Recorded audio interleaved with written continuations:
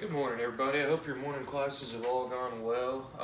Just a reminder, today is Friday, so all of your homework for the week is due by the end of class. Just stick it in the tray by my desk, and I'll get those graded over the weekend. Get your grades put in. Again, good luck to the football team tonight in their big game. I highly encourage all of you guys to go out and support them. But before we get started, does anybody have any questions about our homework this week, about anything we've covered this week? Yes, sir.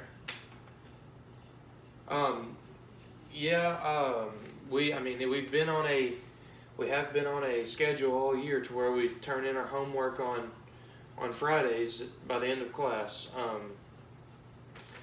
I know you say even if you've only got part of a homework done. Is that what you said? Okay, well, in your case, I would definitely turn that homework in partially done before I turn it in, or before I didn't turn it in at all to get a zero. But um, there's probably not much time for you to work on it today during class. But just go ahead and turn in what you've got, and we can get you as many points as we can on that. But I understand you guys are super busy with practices and whether it's your sport or your band or club meetings or anything. But guys, your homework is part of your grade, so you guys definitely need to put that into one of your priorities. I know you guys probably don't care at all, but when I was your age, when I was in high school, I played 3 different sports, and I was a part of every club and held leadership positions. But I just had to force myself to make time for my homework, whether that meant losing an hour of sleep. It's tough, and it definitely is not the most fun thing ever, but you've got to learn how to balance your time with all the things that you do in your busy lives. And if you can balance a social life, your academics, plus all of your extracurriculars and whatever else you've got in your agenda, guys, that's the best you can do, and that's awesome. So I highly encourage you guys to do that. But anyways, as you guys know, this whole week we have been learning what a derivative is in relation to a function. So basically, a derivative, as simply as I can put it, is the slope of a tangent line on any given function over a given interval. Does anybody have any questions over what we've gone over this week? Okay, awesome. Well, if not, we'll jump right in. So you guys put your phones up and get your notes out, and we'll get rolling. Today we're just going to learn a couple of quick derivative rules. These are going to kind of apply as shortcuts to things that we kind of already know, but it'll make your process a whole lot easier and a whole lot quicker. Trust me.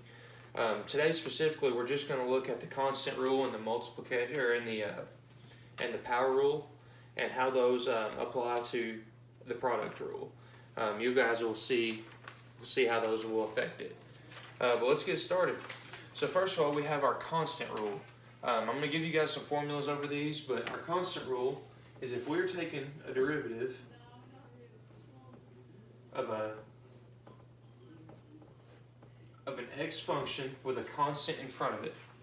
As simply as I can put it, the derivative of this, so for example, it'd be like f prime of 6x. So our f prime of cx is equal to c. So the derivative of a function with just a constant in front of the x is a constant itself. So in this case, the function, or the derivative of 6x would be 6. I'll just throw out one more example just to show you how this works. F prime of 2x would be equal to, yes ma'am? 2. Awesome, good job. Again, that was super simple. Just make sure you have this formula written in your notes. You guys will be able to put that on your note card, all these formulas that I'm going to give you for your test, because this is a ton of information. But I know you guys are going to do great with it. Does everybody have this written down? It's pretty simple stuff. We'll keep rolling. Awesome. The next rule we'll go over is called the power rule. Now, as you know, you guys know what a power is. We've been dealing with those for years. Essentially, it's when you have a function raised to a power. So, for example, x squared. That's x given the second power. But to find the derivative of something with a power, the power rule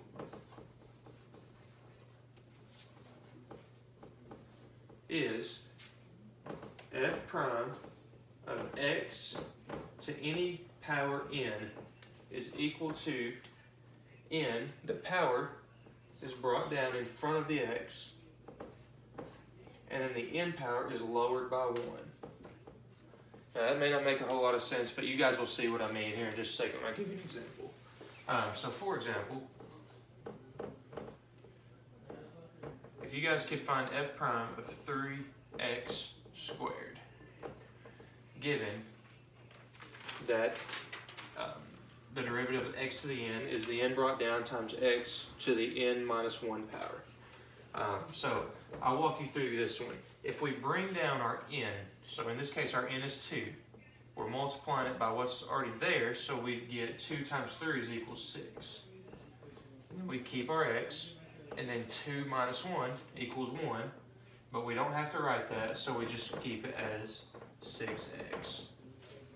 Pretty simple stuff, guys.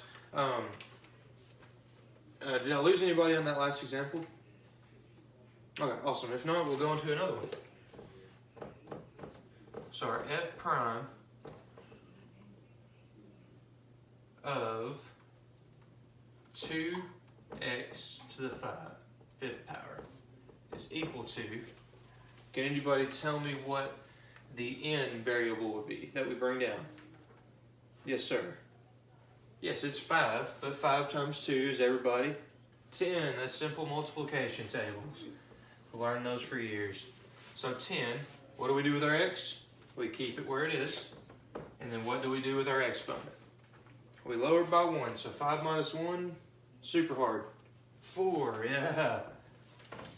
Okay, so our answers here, 6x and 10x to the 4th. We can leave it at that. If we wanted to, we could take a second derivative of that, but we won't get into that just yet. But again, this will be the equation that you need for the test. Again, that can go on your note card. That'll be great. To finish up, we will simply go over the product rule. So what if I gave you two functions to multiply together? Multiply the derivatives of. So the product rule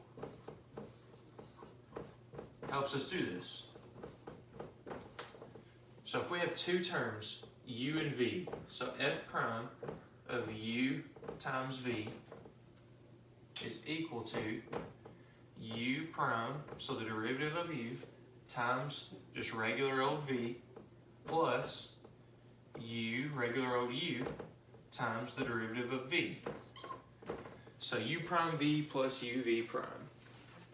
So for example, the derivative of 2x times 5x cubed.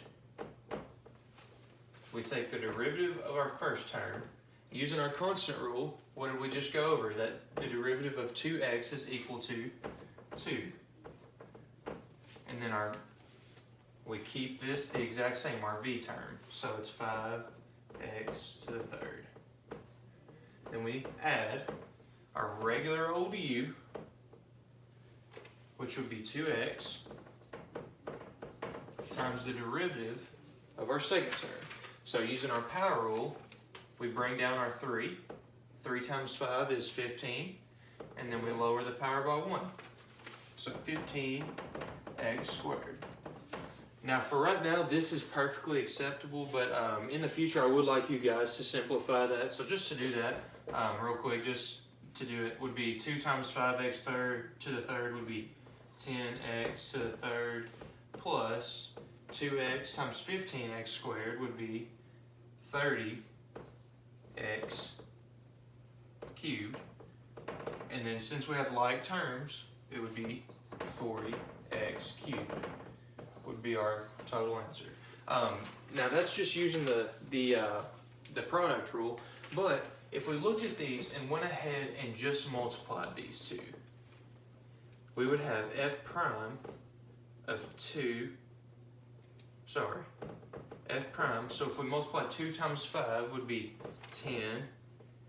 And then x times x to the third, we add our exponents. So 1 plus 3 would be equal to 4. So we'd have f prime of 10x to the 4th power. Well, in that case, we can just use our product rule instead of going through the long process of the product rule. We can just use our power rule. Sorry. So again, in this case, what we would do is we'd multiply. We'd bring our power down. So 4 times 10 would equal 40. And then we lower, or we bring our x down. Then we lower the power by 1. So 4 minus 1 is 3. Now, if you notice, we took something that looks extremely hard and made it extremely simple just using one rule. And you notice we got the exact same answer. So pretty simple stuff, guys, right? I'll give you guys some time to copy these down. I'm sorry we had a short class today. I know you guys had an extra long lunch for meeting your ACT benchmark, so great job on that for those of y'all that got to do that. But I'll give you guys some time to write this down. But if not, you guys will want to write these equations because they will tremendously help you in the future. And I'm not going to make you guys memorize them because they are a little longer and a little more tedious, but you guys will need them for the test. We'll be able to put them on our note cards, and everything will be good. So does anybody have any questions for me? Did I lose anybody in this?